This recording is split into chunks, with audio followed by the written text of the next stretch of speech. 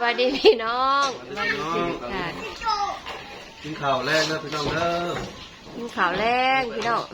เกลมากินข่าวเลยเกลไปไหนจักปอนไปไหนจักปอนยังไหนจักปอนอีกชั่วน้องงัวพี่น้องเอ้ยมันอันร่องท้องเลยมันไข่เลย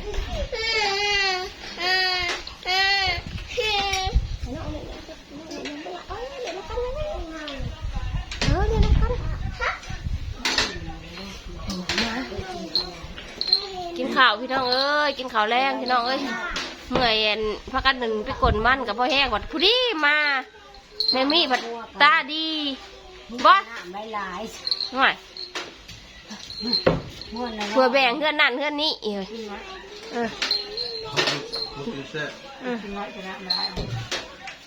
บ่มันกลัวสิได้กินมาเงินว่าหรอกอันมาขี่รถมาอุ้ยงัวกะมาหนูเละอยู่กับบอกยักษ์เสือ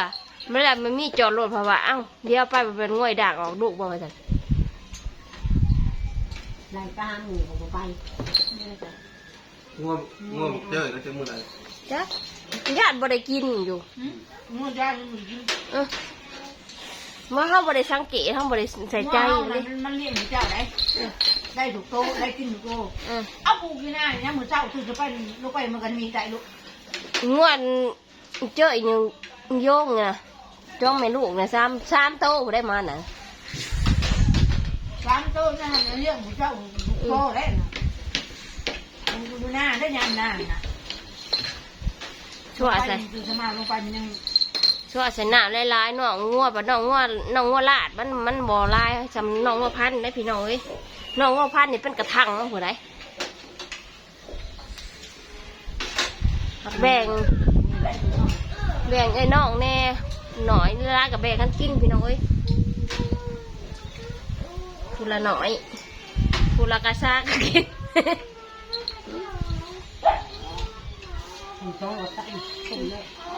โอ้ยบ่ได้ซ้ำซ้อนกับปั้นจ้ะมันโหดเขาเวิร์ดก็มันก็น้อยแล้วแต่ยังนี้ได้กินกันยังนี้ได้กินกันยังวะกันนั่นน้อยมึงอิ่มน้ำเกี้ยวอะไรจังก่อน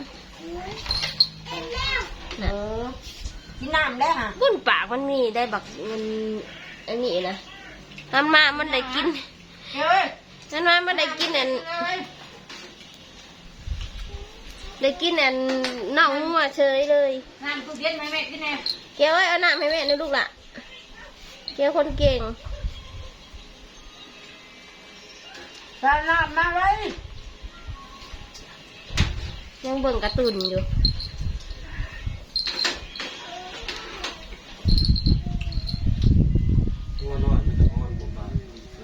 ละบริบอกก็จะบริมาได้ทานเจ้าวันแมงวันขี่ใส่ดอกเจ้าเลยจะจูว่าให้ใส่เล็กน้อยเอาย่าแหล่ใส่นะ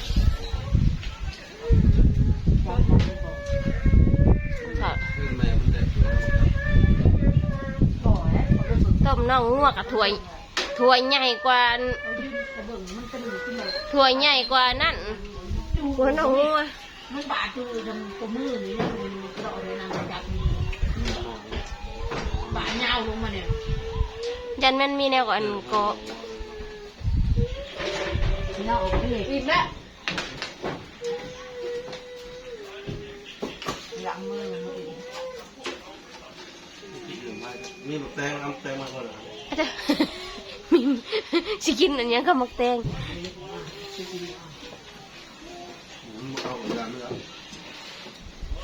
มันลืม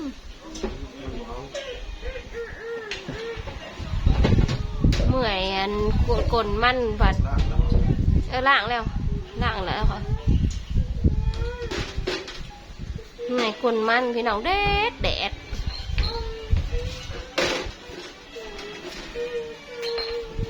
อันนี้แล้วบริกินข้าวเลยนี่น้อยนี่บริกินยังเลยมือนี่นะบนมือเลยจะป้อนบ่เขาต้นเขาจีอันนั้นจีนุ่มเนาะเอามาให้มันไงเอามาแต่ใส่ นี่ตัวนี้เราจับมือ ลูกขาจีนมจ้ะ เกิด อ่ะลูก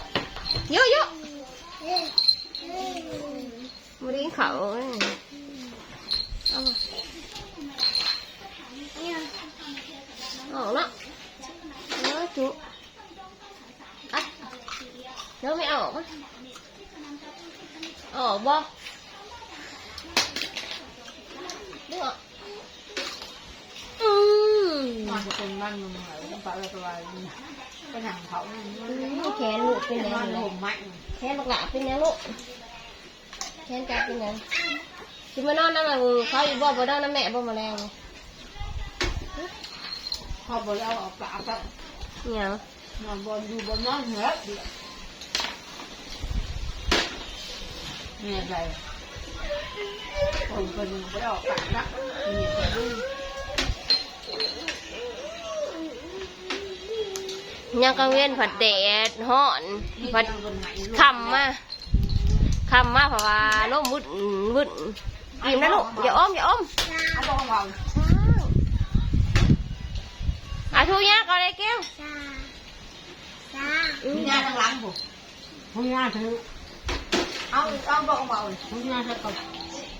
แม่ บริกินใช่ไหมเอ้ยบริ พี่ กิ งาน น ไป เท่าไหร่จะสิไปซื้อนมมาให้บริกินครับ พอชีจะน้องก็กินได้เยอะทานนี่ ก็จะเอายังให้กินวิตามินอีกอย่างก็กินมาเลยนี่น้อยมันเบื่อกันเนี่ยกินเบื่ออันเขา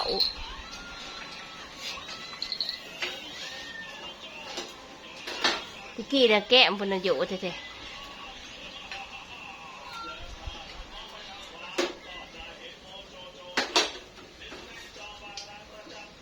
อยู่อ่ะอยู่เอ้ย แม่เกลียวพี่บอก ค รั รั บบ แม่เลยเอาไปกินข้าวไปกินน้ำ เอาไปให้แม่ใหญ่ไปพากันออกบนแล้วพี่น้องไปให้แม่ใหญ่ไปลูกไป เอากันสูบน้ำลายมันก็ออกมาเลย ห่วยใส่เบิดได้อค่ะบอสเย็นตะน้ำใสๆออกน้ำเนื้อน้อยหนึ่งตัวน้ำใสๆมันลายโพดคันแม่นใส่เบิดอะเรือหมออืมน่าญาติไพ่ไม่หมออยู่ ขึ้นแรกผมมาเบิ่ง ญาติบอกมาเบิ่ง ไพ่ไม่หมอเจ้าหน้าปจีบริกินอีก